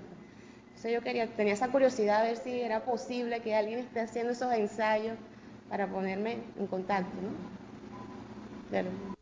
De verdad que no lo sé. De todas maneras, déjame el correo electrónico, yo averiguo con los que trabajan en cáncer en el IBI o en la universidad y entonces te doy la información, pero tengo entendido que no. O sea, que acá en Venezuela no conozco ningún grupo que trabaje con eso. Primero porque está trabajando con nanocarbón y seres humanos, que sería como una experimentación, pues. Entonces, es un poco más complicado. Pero te voy a Bien, pero, informar. ajá, y no tengo su correo, ¿cómo me lo facilita? Ajá, mira, Sanfredi, S-A-N. Freddy, con una sola D, una I latina, @gmail.com. Sanfredi, pero no con mi. Ya, ¿puedes repetir un momento, por favor? Sanfredi, San de Sánchez, o sea, S-A-N-F-R-D,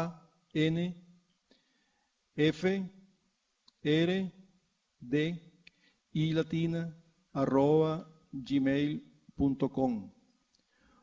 O al del IBI, que es F de qué, de frío, Sánchez, sin acento en la A, @ibi.gov.be.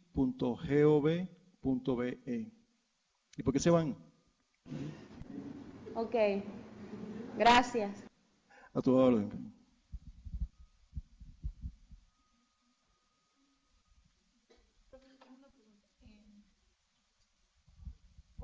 Con esto de los liposomas, la única aplicación sería para entrega de fármacos o eso, o puede haber también aplicaciones con regeneración de tejidos, cosas así dañadas, si es posible. No he visto coagulación de tejido, pero sí he visto experimentos de ciencia básica donde estudian comportamiento de proteínas de canales iónicos incluidas en esas membranas. Por ejemplo, quieren estudiar el comportamiento del canal de sodio con veratridina, que es una droga que bloquea los canales de sodio. Entonces producen aislamiento de las membranas, incorporan proteínas solamente al canal de sodio, luego incorporan la toxina contra el canal de sodio en unas dosis fisiológicas y luego hacen el estudio bioquímico o electrofisiológico del comportamiento. Esa es una de las aplicaciones. Ahora, en cuanto a regeneración de tejido, no he visto. Es probable, pero te digo, no soy experto. Sí he visto según lo que he leído, aplicaciones en cosméticos, farmacología, pero no he visto así en regeneración. De regeneración de nervios, lo que he visto es la producción de la regeneración de nervios a través de unos tubos semipermeables que le agregan factores de crecimiento, unos tubos semipermeables que pasa el flujo de agua. Ahí, y ahora que me acabo de dar cuenta que este trabajo que emplean luz de una onda determinada, con una frecuencia determinada, y produce regeneración de axones en neuronas. Y los que trabajan con regeneración de hueso, eso también hay dos grupos en Caracas que yo conozco, creo que hay otro, no sé si en el Zulia, donde están trabajando con crecimiento de osteocitos en distintos medios de soporte, de biomateriales. Entonces la idea es ver cuál es el biomaterial que es más afín el osteocito, tal que pueda utilizarse en un futuro como un implante. Entonces, claro, la fractura del hueso se le colocaría teóricamente una zona donde se le coloca biomaterial con los osteocitos, los osteoblastos, perdón, son los que van a dar origen a los osteocitos, que son los que van a producir calcio, que son los que van a endurecer los huesos. Entonces ahí sí hay procesos de regeneración, pero no he visto que emplean liposomas.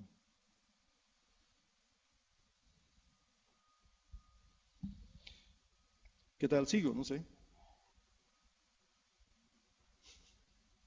Son las 4:30. ¿Sí? ¿Sí? De todas maneras, si llega la hora de irse, pues yo me voy a quedar más tiempo. Entonces los que quieran, los que tengan que irse, bueno, nos quedamos un grupo y conversamos si se puede, pues. Sí. Mañana, dependiendo hasta donde lleguemos hoy, pero mañana vamos a hablar específicamente de los virus, estructura de virus, cómo se aplica a los virus como vectores de fármaco. Bueno, ahora quiero ver mi imagen de computador.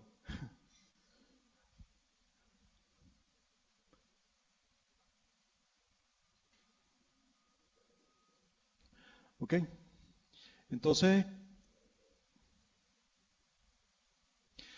nos estamos moviendo en un rango de visión que está, digamos, en este espacio en cuanto a la resolución espacial. O sea, 0,2 milímetros, con iluminación de luz visible, con una determinada tipo de longitud de onda, con aire como medio de la efección de luz. Luego entonces hay todo un micromundo, un nanomundo, lo que llaman, donde están las células que ya las conocemos, vegetal, animal, existen las bacterias, existen los virus, existen macromoléculas, etcétera, etcétera. Cada uno, cada vez estructuras más pequeñas, hasta donde ese tipo de equipo nos permite resolver. Habían reacciones, como les decía al principio, hay reacciones enzimáticas que ocurren en el rango de los femtosegundos. Hay un ingeniero hindú que diseñó con microscopía electrónica un accesorio para poder medir las reacciones in situ de ese tipo de reacciones enzimáticas en el rango de los femtosegundos. El tipo se ganó el premio Nobel de Física, creo que hace 2 años, algo de esto. Entonces, existen hasta donde nos permite esta resolución ver hasta un ángstrom de resolución. Quién sabe en un futuro qué otro tipo de información se va a encontrar. Pero entonces, las partículas que lo que nos estamos moviendo están bacterias, virus, macromoléculas, que son las que nos van a permitir trabajar como nanotecnología, y todas pertenecen al ambiente de una célula. Y estas células entonces, cada una de las membranas, nos va a permitir entonces producir las vesículas, nanovesículas, que a su vez entonces se pueden combinar con fármacos, con anticuerpos y producir todo lo que hemos conversado anteriormente, en resumen. Y en resumen, la principal protagonista, que es la membrana citoplasmática. Entonces, como le decía, nuestro rango de resolución está limitado por el tipo de longitud de onda. Esto es una fórmula donde dice que la resolución es directamente proporcional a la longitud de onda e inversamente proporcional al seno del ángulo alfa, que es la información que se ve en los microscopios de luz en los objetivos. El seno del ángulo alfa es la apertura numérica. Ustedes ven que la apertura numérica es 1, 1,2, 0,5, etc. Entonces, si queremos saber cuál es la resolución de un microscopio electrónico, de un microscopio de luz, para un tipo de longitud de onda, por ejemplo, en este caso, si lambda son 400 nanómetros, la resolución máxima para un microscopio de luz con 400 nanómetros son 200 nanómetros. O sea, 0,2 micras. Entonces, eso es el tipo de resolución a la que estamos limitados. Y eso se produce por fenómenos de interferencia, que ahí sí saben eso mucho más que yo, pero la información básica es que se produce los frentes de onda, los electrones se comportan igual que la luz, son partículas y son ondas.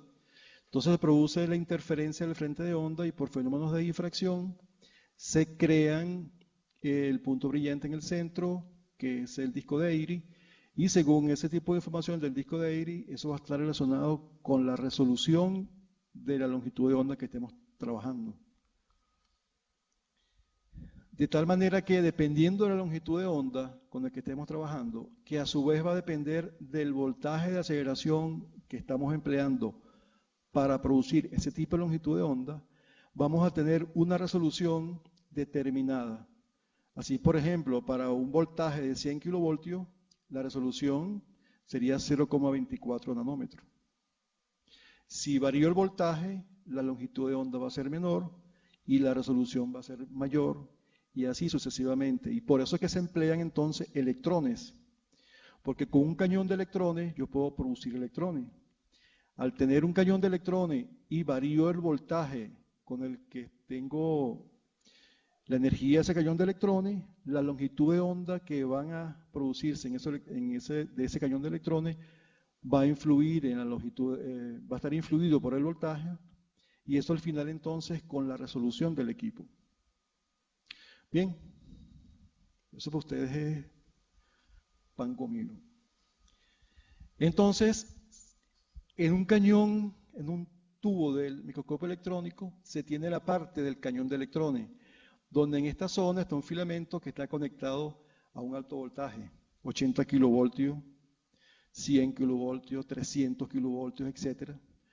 Y entonces esto está al vacío, se liberan los electrones, por lentes electromagnéticas se concentran sobre la muestra y al final vemos en una pantalla fluorescente la imagen que atravesó en las electrones. Por eso es que se ven en blanco y negro. O sea, electrón denso, electrón transparente.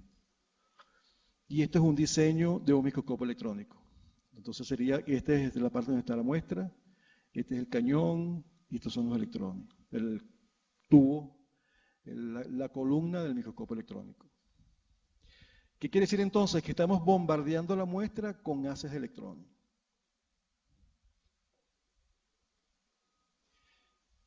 Esta es una imagen de cañón de electrones, un diseño. Entonces hay de filamento, tucteno, lantano, etcétera. Pero este es un cañón de electrones, un diseño, donde el alto voltaje va a producir este haz de electrones y este es uno de los filamentos que se va a calentar por corriente, alto voltaje, y desprende los electrones. Este es uno de los diseños. Disculpa que sea insistente, pero al final vamos a tener esto de nuevo.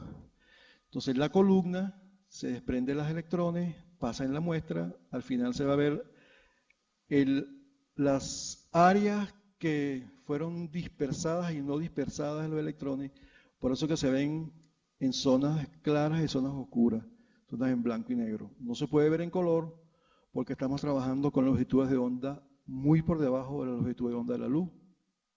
Entonces vamos a ver imágenes de esta manera. El problema para la parte biológica, para la parte de materiales no hay mucho problema porque generalmente se mete el pedazo de metal o el pedazo de plástico o de polímero directamente y se ve la estructura. Para el caso biológico no se puede por la cantidad de agua que tiene las células, la cantidad de iones, la cantidad de membranas, la cantidad de proteínas. Y hay que verla lo más cercano posible a su condición natural. Por lo tanto, esto es un proceso que implica fijación, deshidratación, incluso un proceso largo para poder ver imágenes de esta forma, lo más cercano posible a su condición natural. Y eso es importante porque si esta es la muestra, al llegar a los electrones incidentes, yo creo que la siguiente diapositiva está más clara. Sí. Ok, si esta es la muestra que se coloca en el microscopio electrónico, esto es un corte o lo que sea, llegan los electrones primarios. En esta muestra también existen átomos que tienen electrones, por lo tanto entonces cuando los electrones primarios interaccionan con el núcleo de esos electrones, se producen dispersiones de tipo elástica, de tipo inelástica, los que pasan sin dispersión, una cantidad de señales como rayos X, electrones que rebotan, catoluminiscencia y calor. Y aquí llegan aproximadamente para 10 picoamperes, que es lo que dice la información,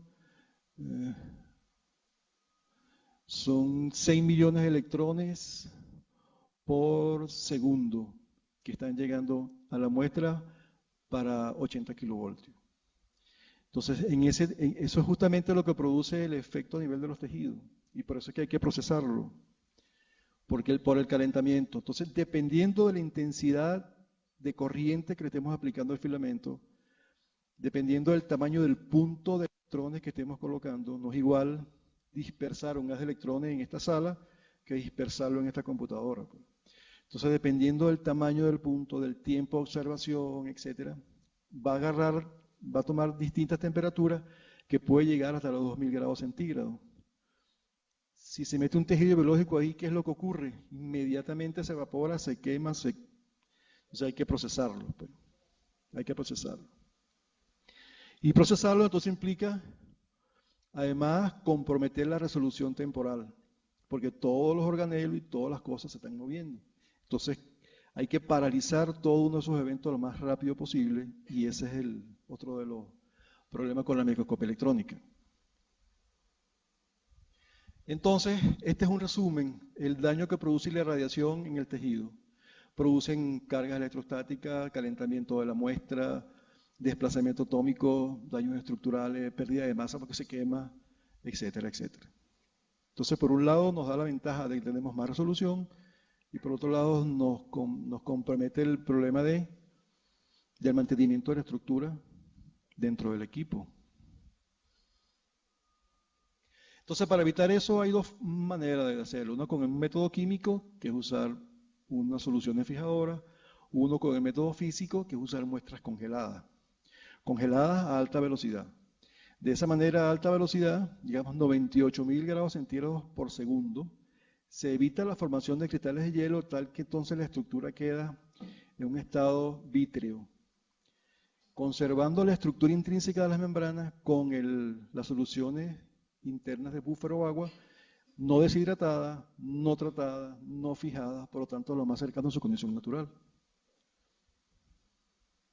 Y hoy día ya que existen unos equipos que es para ver muestras en condiciones ambientales, o sea en estado acuoso, y unos con microscopía de fuerza atómica que se puede colocar la muestra en estado acuoso, viva, se puede medir interacción con la muestra.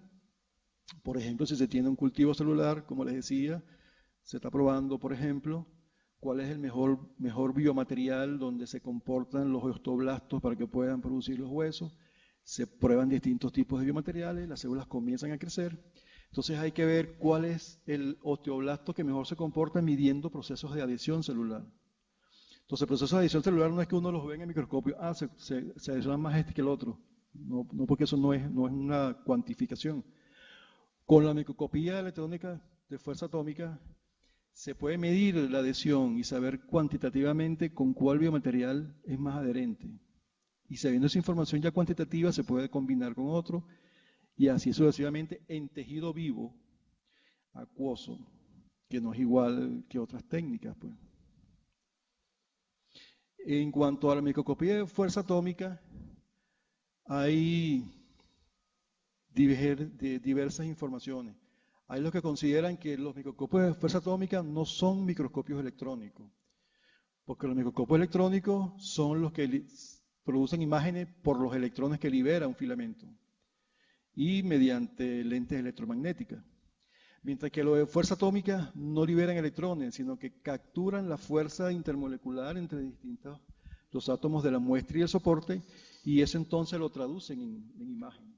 Entonces se llama microscopía de sonda o microscopía de acercamiento, pero siendo estrictos no son realmente microscopios electrónicos. Entonces, ok, bueno, entonces aquí está ya el método, procesamiento químico, congelado, hidratado, que son el método ideal para muestras congeladas.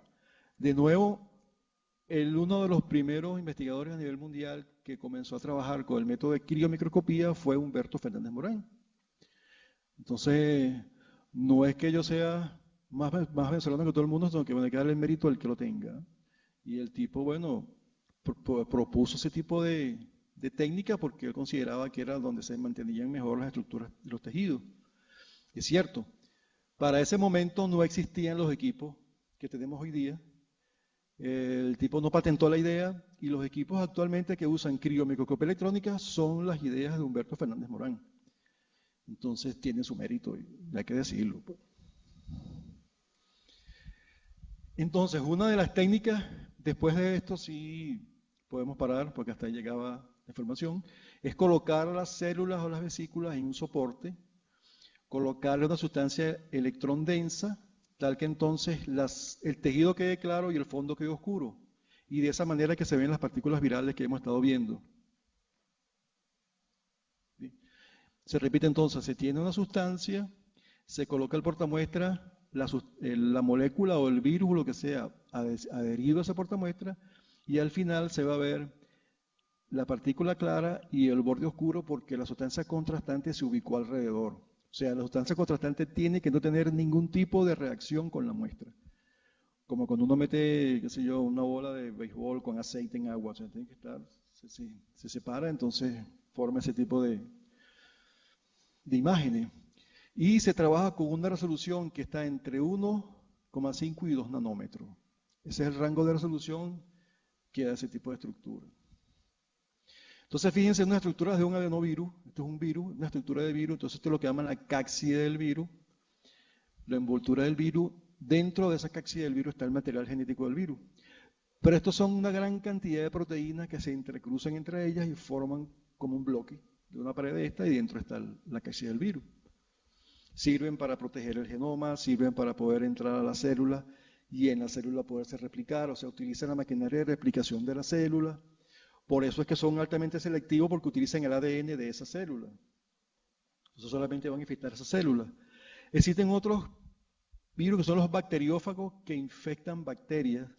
Entonces estos son muy importantes porque además ahí en la cabeza tienen el material genético. En este tubo, en este conducto, se adhieren a la membrana de la bacteria e inyectan el material genético a la bacteria. Estudios recientes están utilizando este tipo de cola en la producción de nanotubos de carbón, en la producción de sustitución de nanotubos de carbón, porque además son naturales, son proteínas, pues. Y tienen la ventaja, por ejemplo, ustedes se imaginan que uno de estas estructuras se le coloque proteínas alrededor, que permita reconocer un tipo de célula en específico y que con un material genético mutado sea capaz de inyectar el material genético a esa célula y, no sé, mutarla, paralizarla, lo que sea, ¿no? Estas son otras imágenes de tinción negativa. Entonces, fíjense, está la célula clara y el fondo está oscuro. Estos son los bacteriófagos, ¿ven? La cabeza y la cola. Estos son otro tipo. Y esta es la imagen típica que se ve de los virus. Esto es rotavirus, este es el virus del herpes. Entonces, fíjense que tiene toda una cápside alrededor, que son unas estructuras que protegen, como decía, el material genético, pero son totalmente compactas. Son proteínas compactas que se entrecruzan, parecido a lo que existía antes, no sé ya, que es el Lego, ¿no? Se entrecruzan y forman una estructura compacta tal que no se pueden desensamblar, porque si se desensamblan fuera del organismo, pierden material genético. Y se desensamblan, y si dentro del organismo no se desensamblan, tienen que hacerlo, entonces no pueden utilizar la maquinaria celular y multiplicarse. Entonces, ser lo suficientemente estable fuera del organismo para soportar radiaciones, pH, temperatura, y ser lo suficientemente inestables a nivel celular para desensamblarse, multiplicarse, volverse a ensamblar y salir ensamblado. Entonces son unas estructuras muy interesantes. Y desde el punto de vista cristalográfico, mañana vamos a hablar por qué esa estabilidad. Claro, a la información que yo tengo, que si aquí hay un cristalógrafo, mejor me quedo callado, pero se aceptan las informaciones. Entonces, fíjense, esta es una bacteria cubierta por bacteriófago. Se pegaron y sueltan su ácido nucleico. Esta es una imagen, esta es la bacteria. Si tiene el bacteriófago, mete el ácido nucleico y los va multiplicando y los reproduce. Esto es una imagen de la cabeza del bacteriófago con el poro donde sale el material genético. Entonces, pero esto es por criomicroscopía y reconstrucción tridimensional de imágenes. Esto es con una resolución de Angstrom, 2,5 Angstrom. Entonces, igualito con microscopía electrónica, pero con reconstrucción tridimensional de imágenes y partículas congeladas. Entonces, esto se utiliza en ese sentido. Estos son otras, este es el caso del bacilo anthrax. Entonces, fíjense, aquí se tiñe la cabeza del bacilo y la cola. Aquí también están otras estructuras electrón densas que son bacterias, donde este tipo de cola se está utilizando en la construcción de nanotubos con procesos biológicos. Y ese tipo de nanocola se le hace la cristalografía electrónica, o sea, el estudio de cada una de las proteínas, el estudio tridimensional de cada una de las proteínas, tanto longitudinal como transversal, y se puede estudiar cuál es su comportamiento en cada una de las condiciones que existe en un organismo determinado. Y se hace, y eso se utiliza en nanobiotecnología.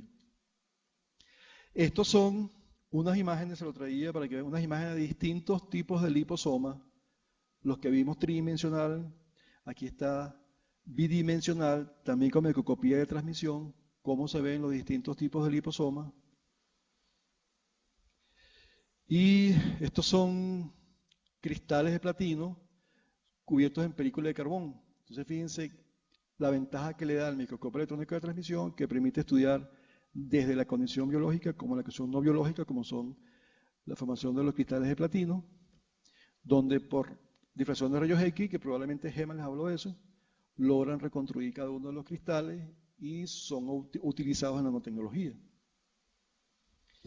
Esto es nanotubos de carbón, tal cual como está acá, aquí en la parte hueca del nanotubo de carbón, y estos son imágenes por microscopía electrónica de transmisión. Estos son dos zonas de nanotubos de carbón donde uno ya fue roto acá, entonces se pueden ver las disposiciones de los nanotubos de carbón, y bueno, los que usan la técnica, esto le permite para explicar muchos resultados, aquí con más detalle. Son informaciones que se encuentran entonces con microscopía electrónica de transmisión. Entonces, de nuevo, esta es la vesícula lipídica, agua, forma parte de la membrana, se hace de nuevo la criomicroscopía electrónica, se ve al microscopio electrónico de transmisión y se ve en este caso la distribución de vesículas, pero ya homogéneas de un tamaño determinado. Y esto entonces son para el transporte de material genético y de fármaco, ya específicamente estudiado en este caso por la técnica de criofractura. Estas son otras imágenes también vistas de los liposomas. Estos son ya más homogéneos, no como lo veíamos antes, que era una distribución heterogénea. Fíjense con esta técnica cómo se ve que están bastante homogéneos. Y eso además permite saber cada uno de los lípidos que componen los liposomas tienen una estructura determinada. Entonces se puede determinar por la forma de la estructura cuál es el fosfolípido que está presente. Entonces esta es una forma de fosfolípido para este tipo de compuestos. Esta es otra forma de fosfolípido para este tipo de compuestos, que sepan que neosoma, son los neosomas. Entonces fíjense la estructura distinta. Esta es las vesículas multilamelares, de lo que le estábamos hablando. Esta es otra de las vesículas multilamelares. ¿Sí?